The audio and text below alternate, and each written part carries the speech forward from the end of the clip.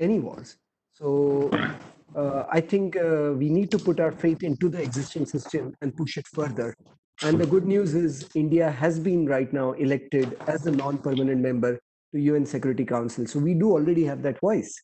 Uh, I think Haridas ma'am is here and she might be a better person to answer this question. But this is my analysis from my understanding of the topic. Thank you. You have perfectly said it. Go ahead. Over to you, Prasabha. Thank you. Thank you very much, ma'am. The next question is coming from Professor Datta Dange, and he's asking, can reverse migration due to COVID-19 be sustained using the great watermans of India's ideas? I'm sorry, we would love to take this question, but I'm sorry, I think because of technical issues, is not with us right now. So I would like to take the last question. I'm sorry. There are many questions I can see, but I'll not be able to take all of them due to paucity of time. Let me quickly take the next question, which is from Dr. Sachin Taide, and he asks, what is the actual contribution of the corporates in water conservation? Again, a question related to water conservation. So let me check if Sir is here with us now. Oh, no, I guess. Okay, so I'll have to. Yeah. Bapat sir, I'm sorry to jump in, but I think that's one question I can answer from my past history of coming from corporate world, heading CSR for the government.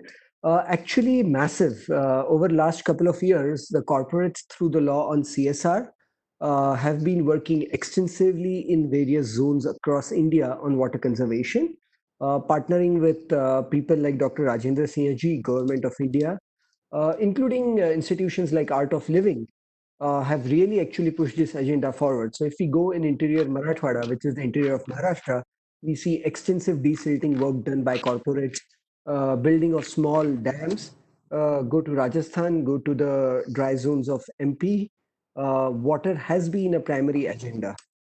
I don't know how the COVID will impact CSR money flow from the corporates to the water as an institution. But if you look at the sustainability agenda, and if you look at sustainability is about focusing on all aspects for us to sustain in future. Water being the core part and industries requiring water, they actually work a lot on water conservation. It's one of the primary agenda members of that. If Professor Joe is on call, he's an expert on sustainability and he might be able to address it as well. Sure. Thank you very much for that answer. Due to paucity of time, I'll have to move ahead. I say sorry to all the questions, all those who have asked the questions. Thank you very much for your questions. Keep asking questions, but I'm sure that actually gives us more motivation, more energy, that see that you all are so enthusiastic and motivated to discuss this topic. Well, with this, I would like to move on to the next point on agenda for this particular session, where I'm going to go back to our beloved founder, Honorable Professor Dr. Vishwanath Karad, sir. And I would like to request him if he would like to express his gratitude towards the guest for this session and say a few words toward concluding this first inaugural session. Over to you, Honorable Karad, sir. Thank you so much, Mr. Bapat. And thank you so much, Mr. Rajendra Singh, taking this core issue of the COVID-19 or the coronavirus, the horrifying impending danger on the whole world, not India alone, or not any particular country. The discussion has been quite on the line, and especially I must say, Darshan, you are doing a very good coordination work. Darshan has given his remarks in a very unique way.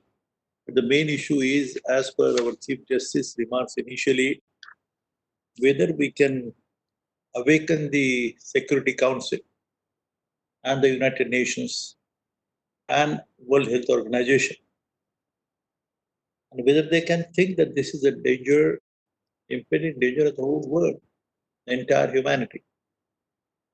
And as I said to you initially, friends, especially, I must say that we could have listened to Mr. Justice a little bit more, because he was on the very right appropriate track. United Nations has a very unique role, but as you said, I think the gentleman who spoke about this of the disaster management. Question is, the biological weapons or the conventions have been there. The chemical convention has been there.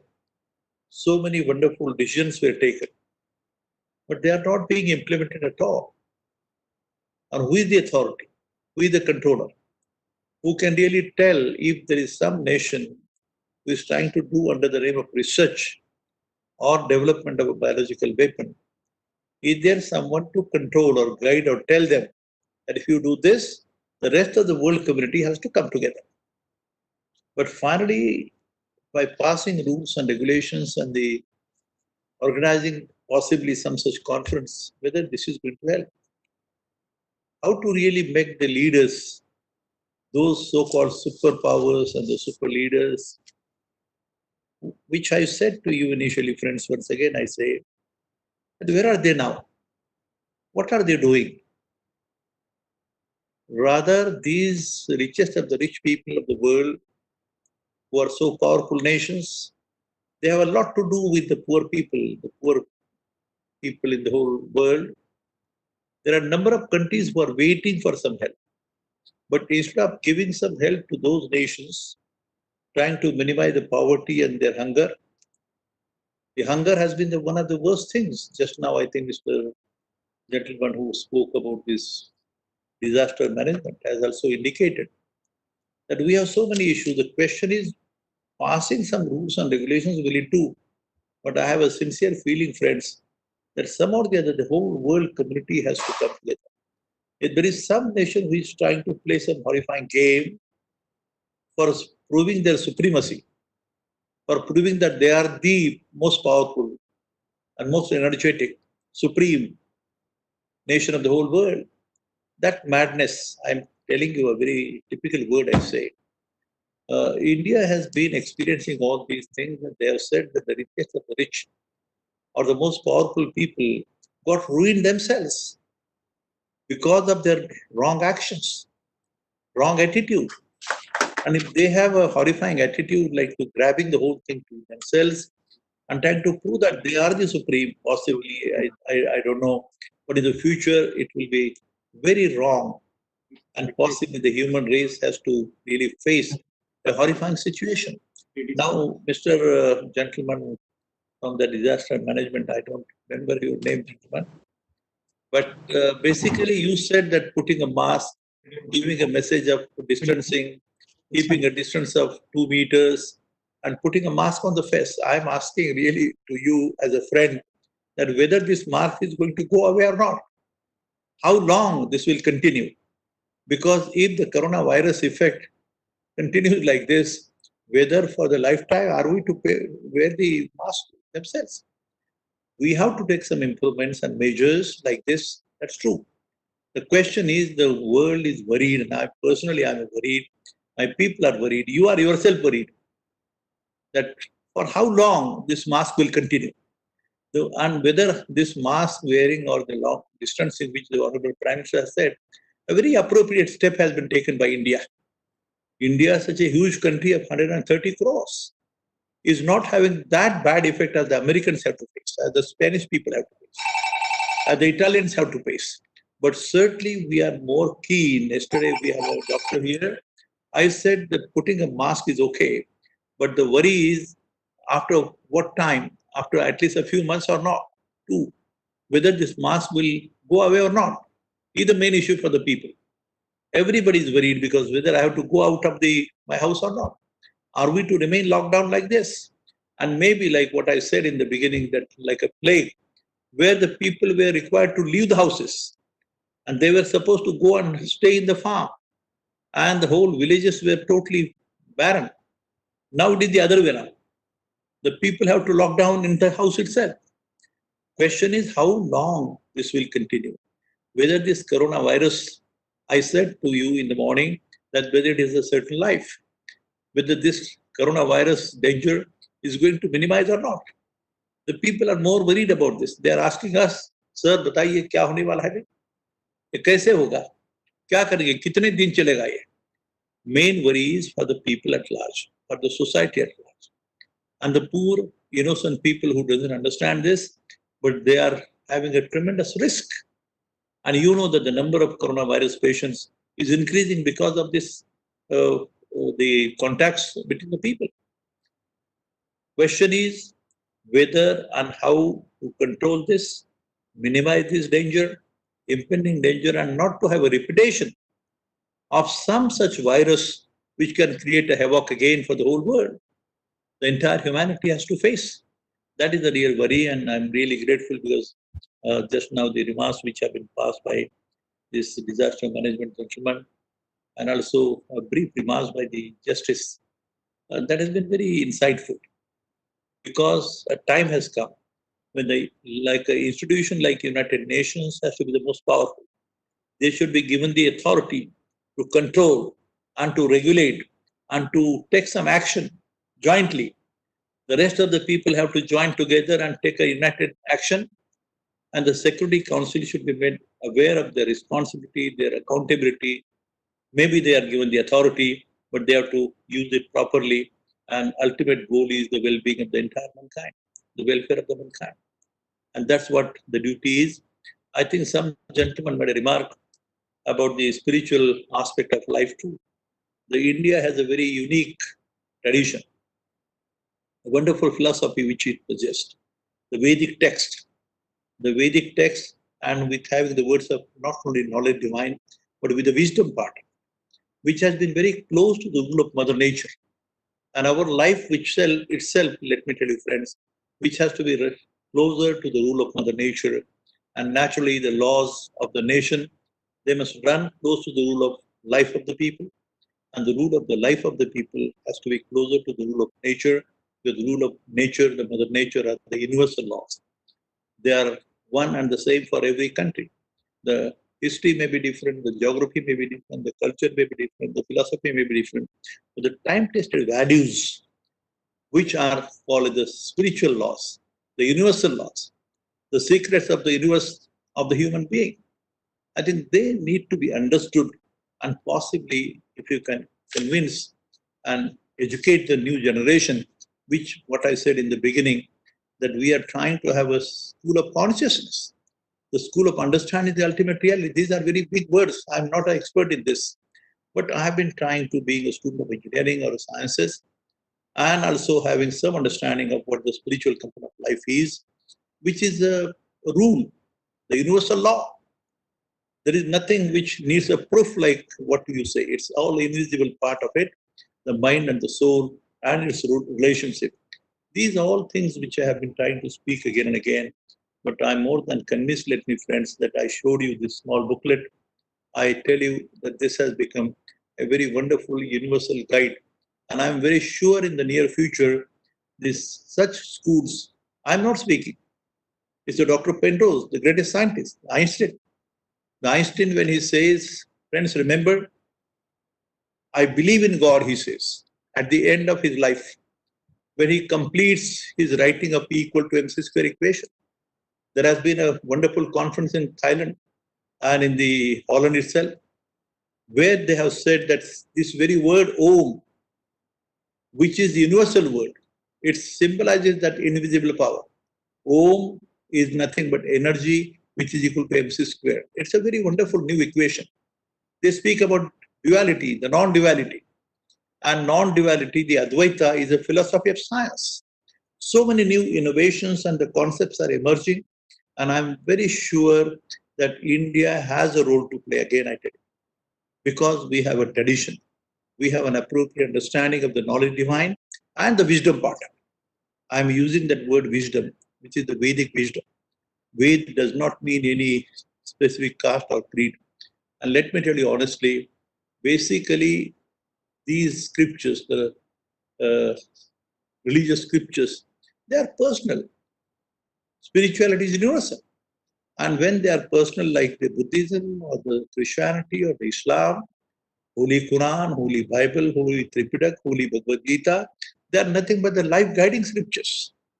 They are there to teach you how to live and how not to live. Very unique messages are being given, but these were discarded by the people as something personal religious. The code of conduct. the rule of law. Those things are to be understood with the education system and this World Peace University, which we have been talking about, has to give a new vision, a new insight, a new very concept, as I said again, the very universal laws, the universal secrets which I'm trying to speak to you. This is not mine, but whatever I have learned, whatever I have understood, the journey, as I said to you initially, is from Dnyaneshwara, the spirituality, to science, Albert Einstein. This is a journey. This is a space. And what I said in the beginning to you, friend, this very system which we are operating now, this web system, or you say a Google system or artificial intelligence, I asked the other day Vijay Bhatkar whether this very law which Dnyaneshwara has given in the beginning, 720 years back, I'm repeating, when the world was so blind, there was a gentleman known as from Germany. He has said that time, very unfortunate part of it, I'm telling you, it's a very typical one. Martin Luther is his name. Martin Luther. He was a great gentleman. He has quoted this. He says there was a time in the year 1500 year. He says the Christian leaders, the very advanced religion of that time, Christianity, from Vatican, from Rome, they started selling of the entry passes to the heaven. How it sounds, friends. Entry passes to the heaven, being sold by a head of religion. And remember, friend, this Martin Luther came forward and he told the world, this is all foolish, this is wrong, this is basically a blind faith. And rather, that time the Bible was converted into a language of English, which was in Hebrew, then French, and then German. And he said, read this, understand it, understand the essence and philosophy behind, understand the scientific component and the spiritual component, and then think and make it more useful for the well-being of humankind. So wonderful discussions, deliberations have been there. Only thing is, unfortunately, in our country too, we have been always having this misunderstanding that this is all religious, this is Hinduism, this is Christianity, this is Islam. It is not so. Basically, it has to be a very wonderful, unique way of your duty. The duty toward the mother, the father, the family, the society, the nation, and the whole world. One word is Vasudhaiva Kutumbakam. World as one family is the only word. Friends, remember, these words are not spoken for fun. These are the words which are very universal, very important laws for human life.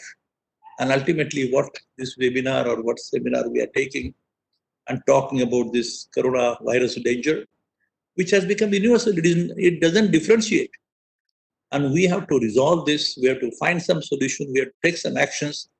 And as I said, or as this webinar goes, we must ban, we must really eradicate such impending dangers by minimizing the biological weapons production, development, or research. Under the name of research, only this coronavirus has come. That is what is being said. So who is going to find the solution? Ultimately, it is you and me.